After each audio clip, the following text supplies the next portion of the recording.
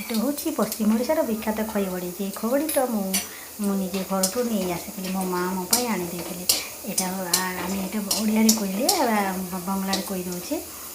এইটা হচ্ছে পশ্চিম ওড়িশার বিখ্যাত খইবড়ি। যে বড়িটা আপনারা আপনি যদি গরম ভাতের সাথে কিংবা ভেজা ভাতের সাথে খেতে চান তাহলে খেতে পারেন। আর এই বড়িটা তেলের উপরে গরম গরম তেল, মানে তেলটা পুরো ফুটবে তখনই এটা ছেড়ে দিতে হবে।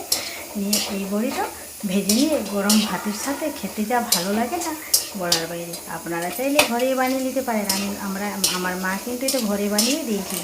দিয়ে আমি খইবড়িটা মা আমাকে পাঠিয়ে দিয়েছিল, তাই আমি এটা গরম ভাতের সাথে, আমার মেয়েগুলো খেতে খুবই পছন্দ করে, তাই আমি বড়িটা অল্প কিছু মা আমাকে রাখিয়েছিল। তো তার জন্য আপনাদের কাছে দেখালাম।